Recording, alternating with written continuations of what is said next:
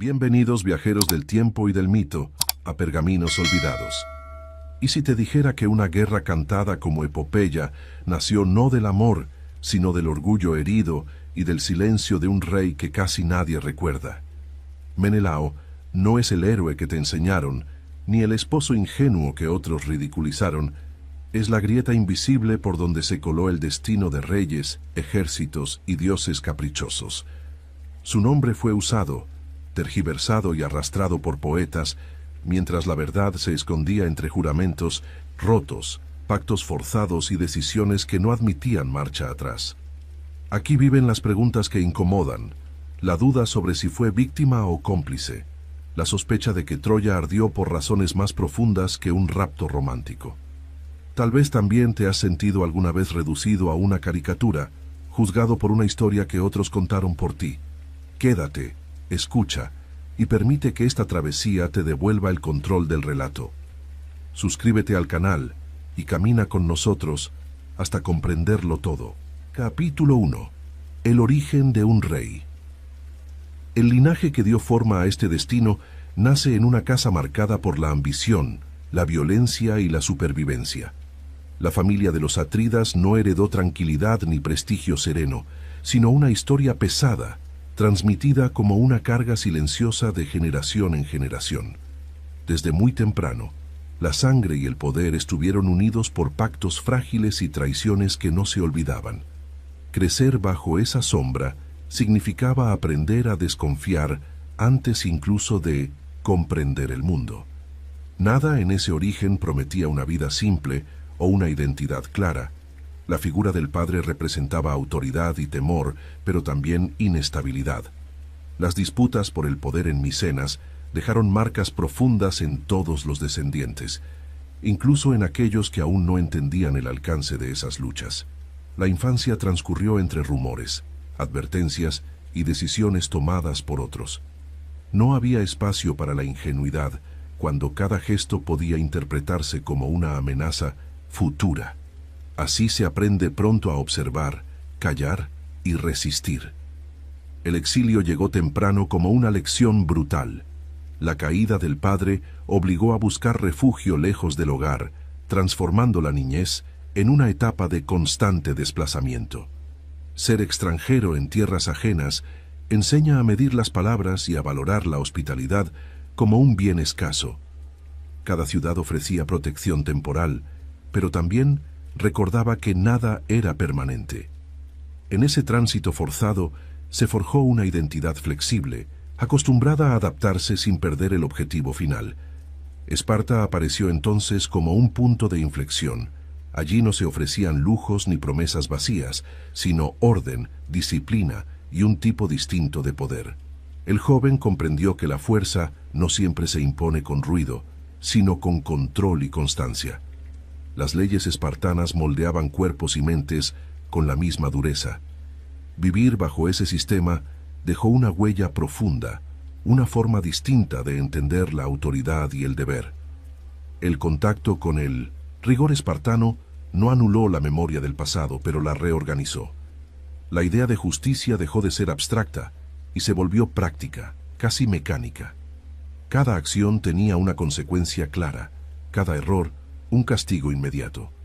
Esa claridad resultaba extrañamente tranquilizadora para alguien criado en la incertidumbre. Poco a poco, el caos familiar fue reemplazado por una lógica férrea que ofrecía estabilidad. La relación con el hermano mayor siempre fue compleja. Entre ambos existía un vínculo hecho, de admiración y rivalidad silenciosa. Uno avanzaba con decisión abierta, el otro observaba y calculaba. No era una lucha explícita, sino una comparación constante que definía límites internos. Cada logro de uno reforzaba la necesidad del otro de encontrar su propio lugar en el mundo. La formación política no llegó a través de discursos, sino de ejemplos concretos. Ver cómo se tomaban decisiones en situaciones límite enseñó más que cualquier instrucción formal. El poder se mostraba frágil cuando no era respaldado por alianzas sólidas. Aprender a leer las intenciones ajenas se volvió una habilidad esencial. En ese aprendizaje lento nació una visión pragmática del liderazgo. también hubo momentos de calma aparente, instantes breves en los que la vida parecía detenerse y ofrecer algo parecido a normalidad. Esos momentos no duraban, pero dejaban una huella emocional profunda. Servían como recordatorio de lo que estaba en juego y de lo que podía perderse. Esa memoria sería clave en decisiones futuras, cuando el deber chocara con el deseo. La noción de honor empezó a tomar forma de manera distinta a la épica tradicional. No se trataba solo de gloria en combate, sino de sostener la palabra dada incluso cuando nadie observaba. El honor silencioso, casi invisible, se convirtió en una brújula interna. No otorgaba aplausos, pero ofrecía coherencia. Esa forma de pensar lo acompañaría durante toda su vida. El aprendizaje militar fue constante, aunque no siempre protagonista. La guerra se entendía como una posibilidad permanente, no como un fin deseado. Prepararse era una obligación, no una celebración. Cada entrenamiento reforzaba la idea de resistencia más que la de ataque. Sobrevivir era tan importante como vencer. La experiencia del desarraigo fortaleció una paciencia poco común. Esperar el momento adecuado se volvió una estrategia natural. No todo debía resolverse de inmediato, y no toda ofensa exigía respuesta rápida. Esa contención interna lo diferenciaba de otros líderes más impulsivos. A veces el silencio era la mejor defensa. La identidad comenzó a consolidarse lejos de los títulos. Antes de ser rey, aprendió a ser observador, huésped y aliado. Esos roles menores ofrecieron una comprensión amplia del comportamiento humano. Ver cómo actuaban otros en el poder revelaba errores que no debían repetirse. La humildad inicial se transformó en una ventaja estratégica. El peso del apellido nunca desapareció. Cada decisión estaba teñida por la historia familiar, como si el pasado reclamara ser resuelto. No era posible escapar del todo de ese legado. La única opción era enfrentarlo con inteligencia y cautela. El destino no se negaba, se administraba. Con el tiempo, la idea de recuperar un lugar propio dejó de ser un sueño lejano. Se convirtió en una meta concreta, alimentada por la experiencia acumulada. No se trataba de venganza, sino de restauración. Recuperar equilibrio donde antes hubo ruptura. Esa aspiración silenciosa dio dirección a cada paso. El carácter ya estaba formado cuando llegó la oportunidad de ascender. No fue un ascenso impulsivo, sino el resultado de años de observación y resistencia. La autoridad que estaba por llegar no sería improvisada. Estaba respaldada por cicatrices invisibles y lecciones duras. Nada de eso se enseñaba en los relatos heroicos. Así, el origen de este rey no se define por un nacimiento glorioso, sino por una construcción lenta y constante. Cada pérdida, cada exilio y cada aprendizaje contribuyeron a moldear una figura compleja. No nació preparado para la leyenda, fue empujado hacia ella. Y ese empuje inicial explica mucho de lo que vendría después. Capítulo 2. Esparta y el poder del trono. La llegada al trono de Esparta no fue un acto repentino ni una conquista violenta, sino el resultado de equilibrios políticos cuidadosamente sostenidos. El poder en esa ciudad no se entendía como dominio absoluto, sino como una responsabilidad compartida entre leyes antiguas, costumbres rígidas y vigilancia constante. Gobernar allí exigía autocontrol, paciencia y una aceptación plena de que el rey no estaba por encima del sistema. Ese contexto marcó profundamente la forma en que se ejerció la autoridad desde el primer día. Esparta no premiaba la ostentación ni la ambición desmedida. El lujo era visto como debilidad y la exhibición personal como una amenaza al orden colectivo. Asumir el trono implicaba someterse a las mismas normas que el resto, sin privilegios visibles. Esta igualdad forzada no eliminaba el poder, pero lo encauzaba hacia la estabilidad. La autoridad se medía por la capacidad de sostener el orden, no por el brillo personal. El matrimonio con Helena consolidó la posición política dentro de la ciudad. No fue solo una unión personal, sino un acuerdo que reforzaba alianzas y legitimidad. En una sociedad donde la descendencia y la continuidad eran esenciales, esa unión simbolizaba equilibrio y promesa.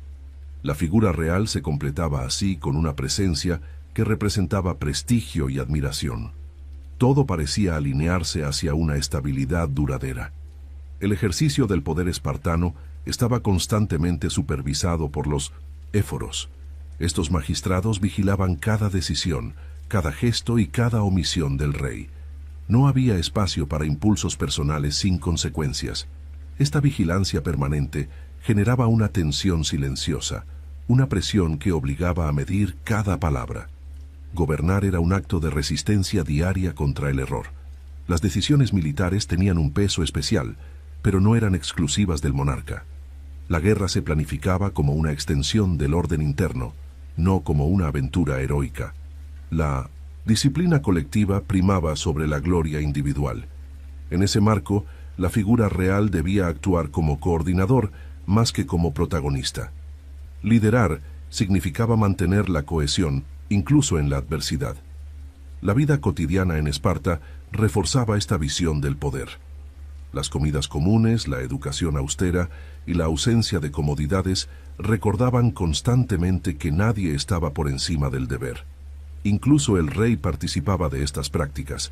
Esa exposición constante al mismo rigor que el resto fortalecía la autoridad moral.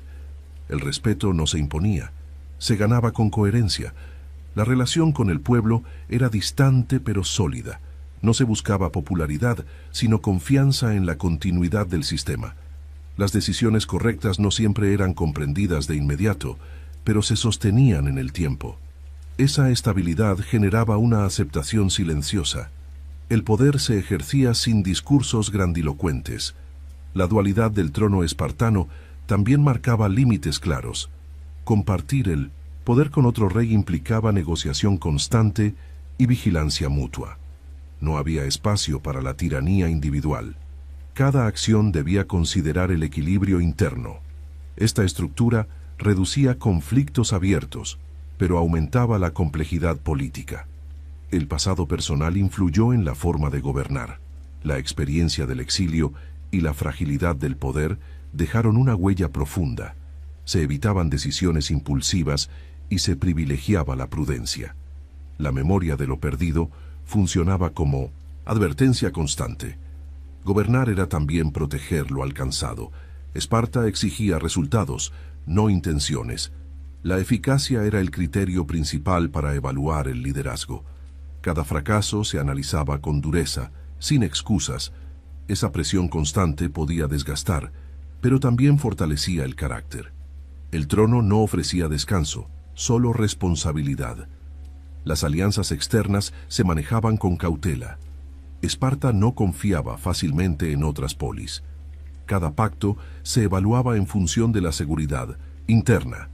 El rey debía actuar como mediador entre la desconfianza tradicional y las necesidades estratégicas. Ese equilibrio era delicado y permanente. La figura real aprendió a moverse en el silencio. No todo debía ser dicho, ni toda amenaza enfrentada de inmediato. La espera podía ser una herramienta poderosa.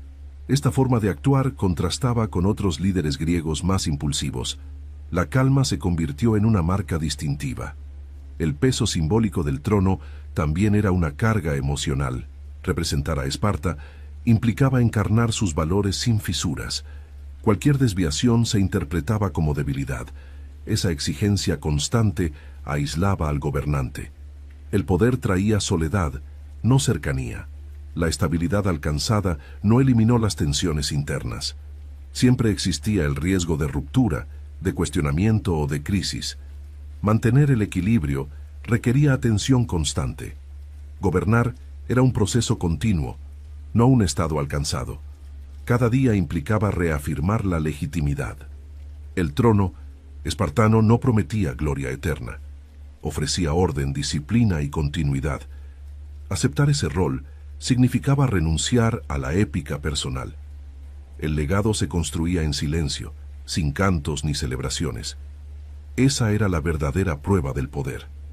Así, el gobierno en Esparta moldeó una forma particular de liderazgo, no basada en la conquista, sino en la contención. no en el brillo, sino en la resistencia. Ese aprendizaje sería decisivo cuando el equilibrio se rompiera y el mundo exigiera algo muy distinto. Capítulo 3. Helena y la promesa irrompible. La unión con Helena no fue un simple episodio romántico, sino un acontecimiento político de alcance extraordinario. Su figura concentraba prestigio, alianzas y expectativas de estabilidad entre las principales casas griegas. Elegirla como esposa implicaba aceptar un pacto implícito con todo el mundo helénico. No se trataba solo de compartir un hogar, sino de sostener un equilibrio delicado entre reyes orgullosos. Desde ese momento, cada gesto privado adquirió consecuencias públicas. El célebre juramento de los antiguos pretendientes selló ese equilibrio con una fuerza casi ritual. Los reyes que alguna vez aspiraron a su mano aceptaron proteger la unión elegida y castigar cualquier afrenta contra ella. Aquella promesa, pensada para evitar guerras, sembró sin saberlo la semilla del mayor conflicto de la época. La palabra dada se convirtió en una trampa de honor. Nadie imaginó entonces cuán costosa sería su fidelidad a ese pacto. La vida en 1900, Esparta, tras la boda, parecía destinada a una calma vigilante. La reina simbolizaba belleza y legitimidad, mientras el trono sostenía el orden. Sin embargo, bajo esa superficie estable persistían tensiones invisibles. Los relatos posteriores exageraron la armonía doméstica, pero las fuentes antiguas dejan entrever un equilibrio frágil. La presencia de admiradores, emisarios y visitantes constantes mantenía latente el riesgo. La llegada de Paris alteró ese orden con una sutileza peligrosa. No entró como enemigo, sino como huésped, protegido por las leyes sagradas de hospitalidad. Ese detalle fue crucial, pues transformó una futura ofensa en una traición doble. La confianza otorgada se volvió el punto más vulnerable. Allí comenzó a quebrarse la estabilidad que tanto había costado construir. El abandono de Helena fue interpretado de múltiples maneras, incluso en la antigüedad. Algunos relatos hablan de seducción, otros de engaño, otros de voluntad compartida. Lo cierto es que su partida no fue un simple acto privado. Representó una violación directa del pacto entre reyes. El agravio no era solo personal, sino político y simbólico. La reacción inicial no fue inmediata ni explosiva. Hubo incredulidad, consultas y silencios tensos. La idea de convocar a todos los juramentados implicaba aceptar una guerra de dimensiones imprevisibles. Dudar era humano, pero la promesa no dejaba espacio para la retirada. Cada momento de espera añadía presión al deber asumido. La figura del esposo, agraviado, quedó atrapada entre dos exigencias opuestas. Por un lado, la necesidad de restaurar el honor y cumplir el juramento. Por otro, la conciencia del costo humano que implicaría hacerlo. Esa tensión interna raramente aparece en los cantos épicos, pero atraviesa las versiones más antiguas del mito. No todos los héroes avanzan sin vacilar. Convocar a los antiguos pretendientes fue un acto de enorme peso político. Significaba recordarles públicamente una promesa que muchos preferían olvidar. Ninguno podía negarse sin perder prestigio. Así la causa dejó de ser individual y se transformó en colectiva. El conflicto ya no pertenecía a una casa, sino a toda Grecia. Helena, convertida en símbolo, dejó de ser vista como persona. Su imagen fue utilizada para justificar decisiones que ya no podían deshacerse. En Troya, su presencia también generó tensiones internas. No todos compartían la decisión de protegerla a cualquier precio. La guerra empezó antes de la primera batalla, en los debates y reproches silenciosos. El juramento funcionó como una cadena invisible. Ató voluntades distintas bajo una sola causa. Incluso quienes dudaban se vieron arrastrados por la lógica del honor compartido. Romper la palabra dada habría significado deslegitimar todo el sistema de alianzas griegas. La promesa se volvió más poderosa que la prudencia. La narrativa posterior simplificó estos hechos en términos de amor y traición. Sin embargo, las fuentes muestran un entramado mucho más complejo. La guerra no estalló por un impulso, sino por la imposibilidad de retroceder. Una vez activado el juramento, la maquinaria del conflicto se puso en marcha. Ya no había retorno. La figura del esposo fue utilizada como estandarte moral. Su agravio justificaba la movilización masiva, pero esa representación ocultaba dudas, silencios y temores. No todo fue furia ni deseo de venganza. También hubo cálculo, resignación y aceptación del destino. La promesa irrompible reveló una verdad incómoda. Las palabras, cuando son públicas y sagradas, pueden ser más peligrosas que las armas. Obligan a actuar incluso contra el propio juicio. En ese sentido, la guerra fue una consecuencia lógica, no una elección libre. El juramento decidió por todos. Helena, lejos de ser solo causa, fue también prisionera de esa promesa. Su imagen fue moldeada según las necesidades del relato. Culpa, víctima o símbolo, según quien narrara. La verdad quedó fragmentada entre versiones contradictorias, y esa ambigüedad perdura hasta hoy. El momento en que la flota comenzó a reunirse marcó un punto sin retorno. Las decisiones privadas quedaron atrás. El honor colectivo exigía acción. Lo que había comenzado como una unión destinada a garantizar la paz, terminó encendiendo la mayor guerra del mito griego. Así, la promesa que debía proteger el equilibrio se transformó en su destrucción. El juramento cumplió su función, pero a un precio inimaginable. Desde ese instante, la historia avanzó impulsada por una palabra imposible de romper, y el mundo antiguo ya no volvería a ser el mismo. Capítulo 4. La guerra que definió una era. La llegada a las costas de Troya marcó el inicio de un conflicto prolongado que superó cualquier expectativa inicial. No se trató de un enfrentamiento rápido ni de una victoria inmediata, sino de una guerra de desgaste, paciencia y orgullo acumulado. La coalición griega se encontró frente a una ciudad bien defendida, con murallas sólidas y aliados dispuestos a resistir. Desde el primer momento, quedó claro que la solución no sería sencilla. La guerra comenzó como una afirmación de honor y pronto se transformó en una prueba de resistencia colectiva. El papel del rey espartano en el conflicto no fue el de un héroe impetuoso, sino el de un símbolo político que sostenía la causa. Su presencia justificaba la guerra ante los aliados y mantenía vivo el motivo original del asedio. Sin embargo, en el campo de batalla, la autoridad se distribuía entre múltiples líderes con agendas propias.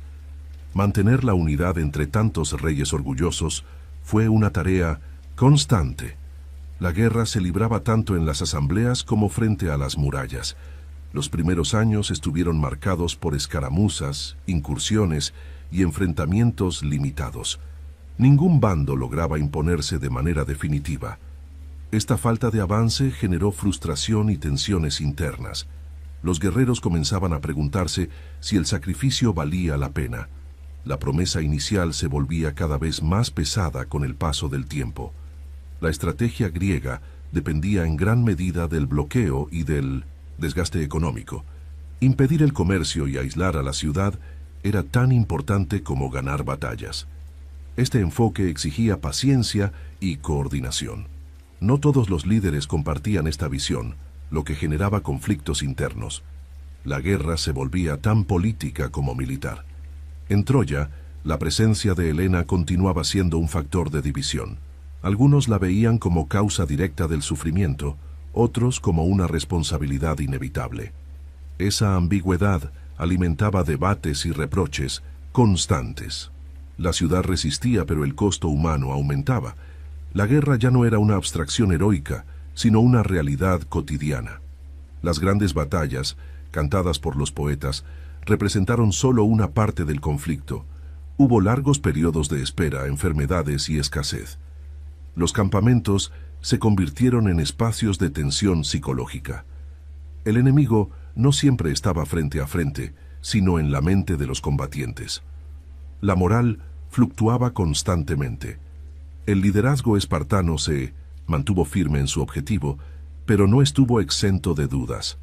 Cada pérdida reforzaba la pregunta sobre el sentido del conflicto.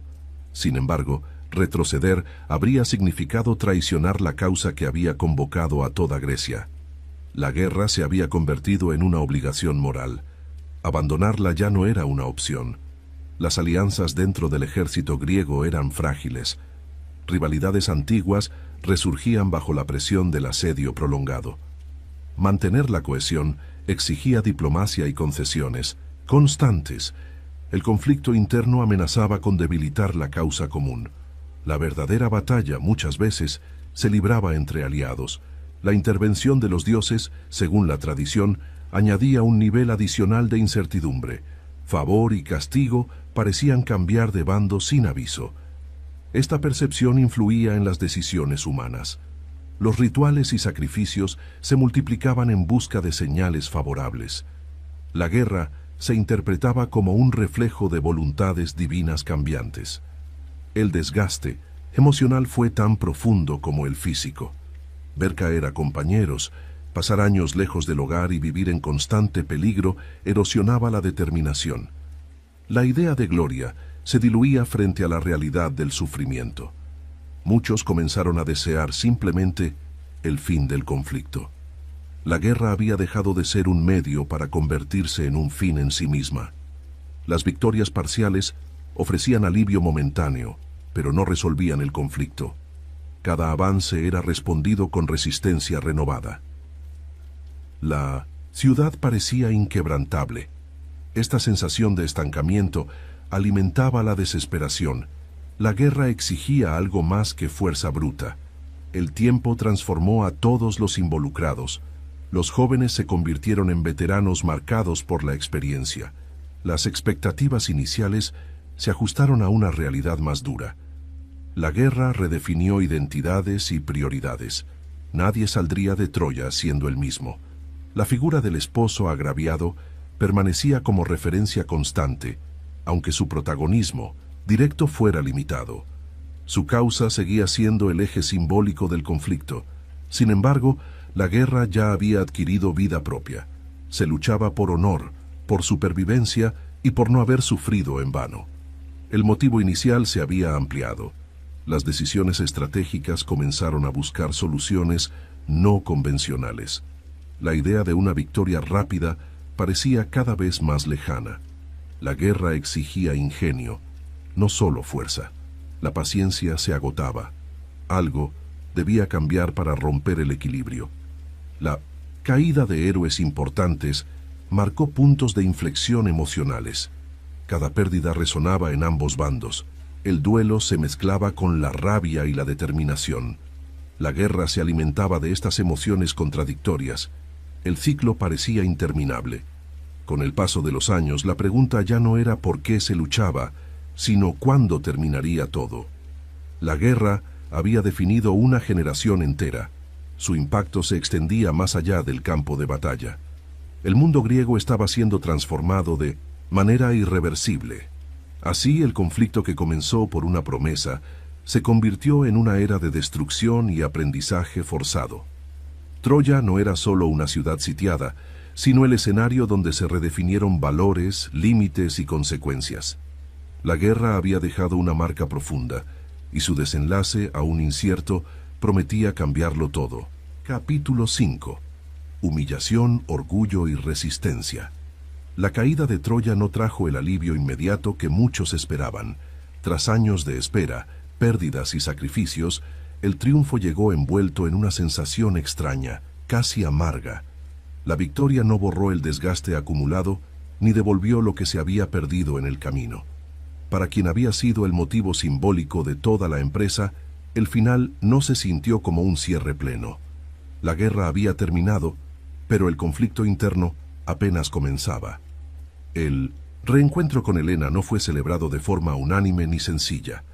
Las versiones antiguas coinciden en que ese momento estuvo cargado de tensión, reproches silenciosos y miradas que evitaban encontrarse. El ideal romántico se quebró frente a la realidad de los años transcurridos. No era posible volver al punto de partida como si nada hubiera ocurrido. El tiempo y la guerra habían cambiado a todos. La tradición relata un episodio de furia contenida, donde la humillación acumulada casi se transforma en violencia. Ese instante real o simbólico refleja el conflicto entre orgullo herido y autocontrol. No se trataba solo de una traición personal, sino de una herida pública expuesta ante aliados y enemigos. Contener ese impulso fue un acto de resistencia interna. A veces, dominarse es más difícil que vencer a un enemigo. La figura del vencedor quedó, paradójicamente, debilitada. Durante la guerra, el papel era claro y justificado. Tras ella, comenzaron los juicios y las comparaciones. Otros héroes acaparaban los relatos de gloria, mientras su causa era reducida a un simple pretexto. La narrativa épica no siempre fue amable. La humillación también puede venir del olvido selectivo. El orgullo exigía una respuesta, pero no había un enemigo claro al cual enfrentar. La ciudad había caído, el juramento se había cumplido. Sin embargo, la sensación de haber sido utilizado como símbolo persistía. La guerra había engrandecido a algunos y empequeñecido a otros. Aceptar ese desequilibrio era parte del precio pagado. Las tensiones dentro del bando vencedor no desaparecieron con la victoria. Viejas rivalidades resurgieron ahora sin un enemigo común que las contuviera.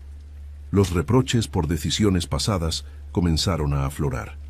Cada líder revisaba la guerra desde su propio interés. La unidad se disolvía lentamente. La humillación no siempre fue explícita. A veces se manifestaba en gestos mínimos, en palabras medidas, en silencios prolongados. La falta de reconocimiento dolía tanto como la crítica abierta. El orgullo herido buscaba formas de reafirmarse sin provocar nuevos conflictos. Resistir también significaba soportar esas pequeñas derrotas cotidianas. La relación con los dioses tampoco ofreció consuelo inmediato. Los sacrificios realizados durante la guerra no parecían haber garantizado un favor duradero.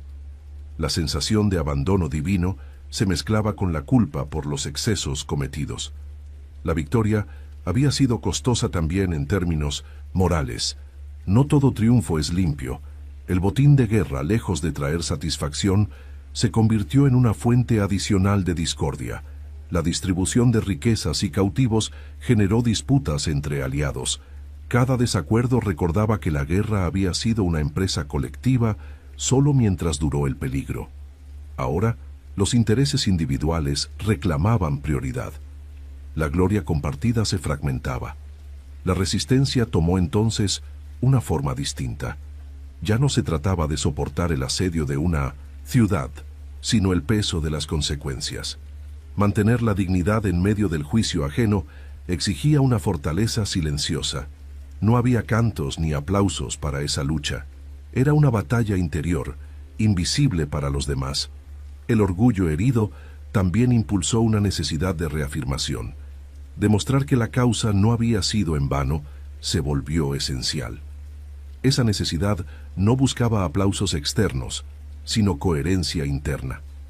Justificar el pasado era una forma de seguir adelante. Sin esa justificación, todo habría carecido de sentido. La experiencia de la humillación enseñó límites que la guerra no había mostrado. El poder es efímero y la fama volátil. Hoy se es motivo de guerra, mañana apenas una nota al margen. Aceptar esa realidad era doloroso, pero necesario. La resistencia auténtica comenzaba allí. Los relatos posteriores tendieron a simplificar este periodo, reduciéndolo a escenas aisladas. Sin embargo, las fuentes más antiguas sugieren un proceso largo y complejo. La transición del campo de batalla a la vida posterior fue gradual. No hubo un corte claro entre guerra y paz. El conflicto se filtró en la vida cotidiana. La relación con los antiguos aliados se volvió distante. El respeto permanecía, pero la cercanía se había perdido. Cada uno cargaba con su propia versión de la guerra. Compartir esas versiones resultaba incómodo. El silencio empezó a ocupar el lugar de las palabras. La humillación también redefinió la identidad. Ya no bastaba con ser rey o vencedor. Había que reconstruirse como individuo tras el trauma colectivo. Esa reconstrucción no fue inmediata ni sencilla. Requirió paciencia y aceptación. Resistir significó no dejarse consumir por el resentimiento. Elegir seguir adelante sin negar lo vivido. transformar la herida en aprendizaje. Esa fue una de las pruebas más duras. No todos los héroes sobreviven a la victoria. Así, este periodo se convirtió en una etapa de introspección forzada.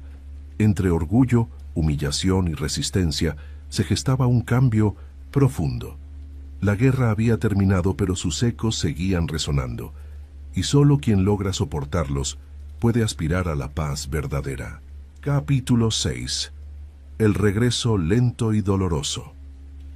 El viaje de regreso no comenzó con celebraciones ni cantos de victoria. Tras la caída de la ciudad, los vencedores se dispersaron con prisa, temiendo la cólera divina y las consecuencias de los excesos cometidos. El mar, que había sido ruta de llegada, se transformó en un territorio incierto y hostil. Las decisiones tomadas en Troya pesaban ahora como presagios.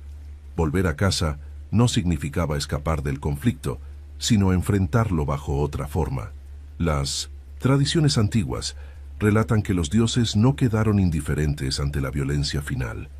Los templos profanados y los juramentos rotos exigían reparación. Las flotas se separaron y cada grupo enfrentó su propio destino. El viaje se fragmentó en rutas imprevisibles. El regreso dejó de ser una marcha conjunta y se convirtió en una prueba individual.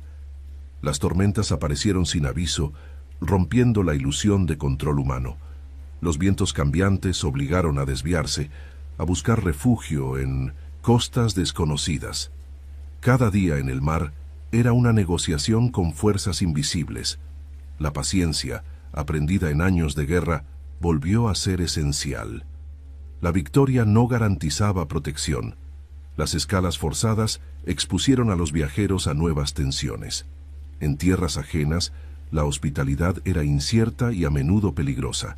Los recuerdos del pasado, cargados de violencia, precedían a los recién llegados. No todos eran recibidos como vencedores, algunos como amenazas. El regreso se convertía en una sucesión de riesgos. La presencia de Helena durante el viaje añadía complejidad. Su figura seguía siendo motivo de admiración y resentimiento. En cada puerto, su historia despertaba reacciones contradictorias. El pasado no podía ocultarse, viajaba con ellos. La reconciliación plena parecía siempre aplazada. Las decisiones tomadas en el mar exigían liderazgo constante. Elegir cuándo avanzar, cuándo esperar y cuándo retroceder era vital. Cada error podía costar vidas. La guerra había terminado, pero la responsabilidad persistía. Gobernar no se suspendía fuera del trono. Las pérdidas continuaron incluso lejos del campo de batalla. Naufragios, enfermedades y enfrentamientos menores cobraron su precio. Estas muertes silenciosas carecían de épica, pero pesaban profundamente. La sensación de injusticia se acumulaba. ¿No había sido suficiente el sacrificio ya realizado? El viaje se alargó más de lo esperado, erosionando la moral. La nostalgia del hogar se mezclaba con el temor de no llegar nunca. Cada amanecer traía esperanza y cada atardecer incertidumbre. El mar parecía no tener fin. La paciencia se transformó en resistencia pura. Las decisiones piadosas comenzaron a multiplicarse. Sacrificios, promesas y rituales buscaban aplacar la ira divina. La fe se volvió un recurso tanto emocional como estratégico. Creer ofrecía consuelo cuando la razón no alcanzaba. La supervivencia dependía también de esa esperanza. Algunas tradiciones hablan de encuentros con figuras míticas y pruebas simbólicas. Más allá de su literalidad, estos relatos reflejan la percepción de un viaje marcado por lo extraordinario. El regreso no era un simple desplazamiento físico, era una transición moral y espiritual. La separación de otros líderes griegos reforzó la sensación de soledad. Cada uno enfrentaba su propio juicio, su propio castigo o recompensa. La guerra había unido, el regreso aislaba. Las alianzas se diluían con la distancia. La experiencia se volvía profundamente personal. El paso del tiempo alteró la percepción del pasado. La guerra comenzaba a sentirse lejana, casi irreal. El presente exigía atención constante. El regreso obligaba a mirar hacia adelante, aunque el pasado siguiera pesando. Avanzar era la única opción. Las costas conocidas finalmente aparecieron en el horizonte, pero no trajeron alivio inmediato. Llegar no significaba ser recibido sin reservas. El recuerdo de la guerra precedía a los viajeros. Volver implicaba enfrentar nuevas miradas y expectativas. El retorno a tierras familiares estuvo marcado por una mezcla de alivio y tensión. El hogar ya no era el mismo, ni quienes regresaban tampoco. El tiempo había cambiado todo. Reconstruir la normalidad requería esfuerzo. La experiencia del viaje dejó cicatrices invisibles. El mar enseñó humildad y límites. Ninguna victoria es completa sin pagar un precio. El regreso fue una lección prolongada sobre consecuencia y paciencia. Las historias de otros regresos trágicos circulaban como advertencias. Cada paso dado parecía desafiar al destino. La cautela se volvió una virtud indispensable. Sobrevivir al regreso era tan importante como haber ganado la guerra. El viaje lento y doloroso redefinió el significado del hogar. No era solo un lugar físico, sino un estado al que había que volver a pertenecer. Esa pertenencia ya no estaba garantizada, había que reconstruirla. Así, el regreso no cerró la historia, sino que la transformó. Lejos de la gloria del combate, comenzó una etapa de prueba, silenciosa. El mar fue juez y maestro, y solo quien logró atravesarlo pudo aspirar a la paz. Capítulo 7. Reconciliación y silencio. El regreso definitivo a Esparta no estuvo marcado por desfiles ni celebraciones públicas. La ciudad recibió a sus reyes con respeto contenido, consciente de que los años de ausencia habían dejado huellas profundas. El orden debía restablecerse sin estridencias, como dictaban las costumbres locales. La normalidad no se imponía, se reconstruía paso a paso. El silencio comenzó a ocupar el lugar del relato épico. La convivencia cotidiana exigió ajustes difíciles. Volver a gobernar después de una guerra tan larga implicaba reinsertarse en un sistema que había seguido funcionando sin presencia directa. Las leyes permanecían, pero las personas habían cambiado. Reafirmar la autoridad requería prudencia y escucha. El poder se ejercía ahora con una memoria pesada a cuestas. La relación con Helena entró en una fase distinta, menos visible y más compleja. Las fuentes antiguas no coinciden en los detalles, pero sugieren una reconciliación gradual, lejos del dramatismo. No hubo un acto único que cerrara el pasado, sino una sucesión de gestos pequeños. El tiempo hizo lo que la guerra no pudo. La estabilidad volvió sin borrar lo ocurrido. La figura de la reina, de regreso en Esparta, generó reacciones variadas. Admiración, recelo y curiosidad convivían en la mirada del pueblo. El recuerdo de Troya no desapareció, pero dejó de ser un tema constante. La vida exigía avanzar. El silencio social funcionó como un pacto tácito para seguir adelante. Gobernar después de la guerra implicó revisar prioridades. La defensa, la disciplina y la cohesión interna recuperaron protagonismo. No había espacio para aventuras externas ni gestos impulsivos. La experiencia había enseñado el costo de las promesas irreversibles. La prudencia se convirtió en una forma de sabiduría política. Las versiones contradictorias sobre lo sucedido comenzaron a circular con más fuerza. Poetas, viajeros y cronistas ofrecían relatos distintos, a veces opuestos. Cada versión resaltaba héroes y minimizaba responsabilidades. La verdad se fragmentaba en narraciones parciales. Ante esa multiplicidad, el silencio personal resultaba más honesto que la disputa pública. El recuerdo de la guerra seguía presente en los veteranos. Muchos regresaron marcados por lo vivido, incapaces de adaptarse de inmediato. El gobierno tuvo que atender esas heridas invisibles. Reconstruir no era solo levantar muros, sino sanar personas.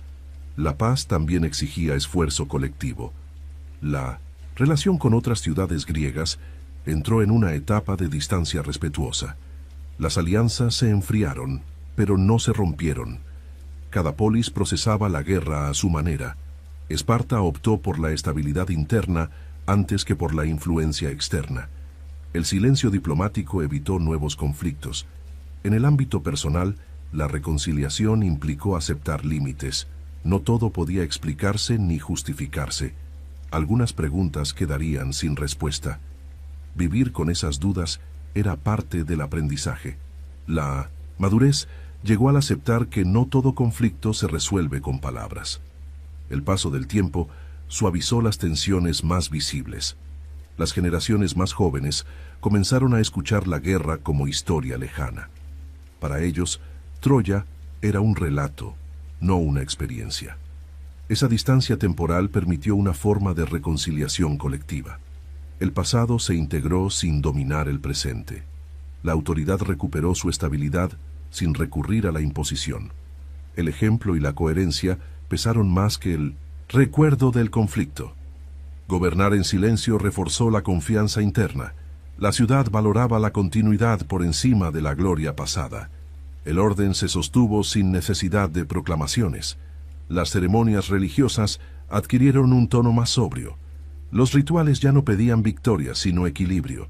Aplacar a los dioses significaba también respetar límites humanos. La experiencia había demostrado los riesgos del exceso. La moderación se volvió una virtud central. El silencio no implicó olvido, sino contención. Elegir no hablar fue una forma de proteger lo construido. Revivir constantemente la guerra habría reabierto heridas innecesarias. La memoria se conservó sin ser exhibida. Así se preservó la estabilidad. Las versiones poéticas continuaron su camino independiente. Los cantos viajaron más lejos que los protagonistas. En ellos, la reconciliación rara vez ocupó un lugar central. La épica prefería el conflicto al silencio. La realidad, en cambio, se sostuvo en la discreción. Aceptar esa distancia entre relato y vida fue parte del proceso. No controlar la propia imagen en la historia exigía humildad. La verdadera reconciliación no dependía del reconocimiento externo. Se construía en el ámbito íntimo y político. Con los años, la paz se volvió costumbre. La guerra dejó de definir cada decisión. La ciudad siguió adelante con su ritmo austero. El pasado permanecía, pero ya no gobernaba el presente. Así, la etapa final estuvo marcada por una reconciliación sin discursos y un silencio lleno de significado. No fue un final espectacular, pero sí duradero. En ese silencio se sostuvo la continuidad. Y allí, lejos del estruendo, se cerró el ciclo de una vida atravesada por la historia. Capítulo 8. Curiosidades y misterios de Menelao. Las fuentes antiguas no se ponen de acuerdo sobre muchos detalles de su vida, y esa falta de consenso es uno de los rasgos más fascinantes del personaje. Algunos textos lo presentan como un rey secundario, casi eclipsado por figuras más carismáticas. Otros, en cambio, lo sitúan en el centro moral del conflicto. Esta ambigüedad no es casual. Refleja cómo la tradición oral transformó los hechos con el paso del tiempo. La historia se volvió un espejo de quien la contaba. Una de las mayores dudas gira en torno a la figura de Helena durante los años de guerra. Existen versiones que afirman que nunca estuvo realmente en Troya, sino en Egipto, protegida por un rey extranjero. Según esta tradición, lo que se disputó fue una imagen, no una persona. Esta idea, recogida por algunos autores antiguos, cambia por completo la interpretación del conflicto. La guerra habría sido aún más absurda de lo que parece. También resulta llamativo el papel que ocupa en los grandes poemas épicos.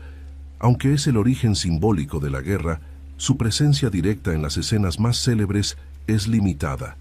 Esto ha llevado a muchos a preguntarse si fue deliberadamente desplazado por la narrativa heroica. La épica privilegia la acción inmediata sobre la causa profunda. Así, quien motiva el conflicto no siempre es quien lo protagoniza. Otra curiosidad es la relación con su hermano, marcada por cooperación y tensión constante. Ambos compartieron un destino familiar complejo, pero sus trayectorias fueron narradas de forma muy distinta. Mientras uno encarna la ambición expansiva, el otro representa la causa defensiva. Esta dualidad ha sido interpretada como una metáfora de dos formas de poder. Ninguna es completa sin la otra. El regreso relativamente exitoso contrasta con el destino trágico de otros líderes griegos. Muchos no sobrevivieron al viaje de vuelta o encontraron la muerte en su propio hogar. Este hecho ha sido interpretado como un signo de moderación o de favor divino. No todos los vencedores recibieron el mismo trato. La supervivencia también forma parte del legado. En Esparta, su figura no fue objeto de un culto heroico destacado. A diferencia de otros personajes míticos, no se le atribuyeron grandes santuarios ni celebraciones periódicas. Esto encaja con la cultura espartana, poco dada a la exaltación individual. El silencio institucional también puede entenderse como una forma de respeto. No todo reconocimiento necesita monumentos. La duración de su reinado tras la guerra es otro punto debatido. Algunas tradiciones sugieren un gobierno largo y estable, otras hablan de un retiro temprano. Esta incertidumbre refleja la dificultad de separar mito e historia. La cronología antigua rara vez es precisa. Lo que importa es la imagen transmitida. Resulta curioso cómo su carácter es descrito de manera cambiante. A veces aparece como prudente y reflexivo, otras como impulsivo y dominado por la ira. Estas contradicciones no son errores, sino capas narrativas superpuestas. Cada autor proyectó en él valores distintos. El personaje se adaptó a las necesidades del relato. La relación con los dioses también presenta ambigüedades. En algunos relatos recibe ayuda divina, en otros es castigado con dureza. Esta oscilación refleja una moral compleja, donde no hay favores permanentes. Los dioses del mito griego son volubles. La justicia divina no siempre coincide con la humana. Otra cuestión intrigante es el papel político real que tuvo durante la guerra. Aunque su causa justificó la expedición, el mando efectivo estuvo repartido. Esto plantea preguntas sobre liderazgo simbólico frente al liderazgo operativo. La guerra necesitó un motivo claro más que un comandante único. Su función fue esencial, aunque discreta. En algunas tradiciones posteriores, su figura es utilizada como advertencia moral. El orgullo herido y la palabra empeñada aparecen como motores de destrucción. Estos relatos buscan enseñar más que narrar hechos. La historia se convierte en lección. El mito educa tanto como entretiene. La imagen transmitida en el arte antiguo también es reveladora. No suele aparecer en escenas de combate extremo, sino en momentos de deliberación o encuentro. Esto refuerza su papel como figura política más que guerrera. La iconografía complementa la narrativa escrita. Ambos coinciden en la discreción.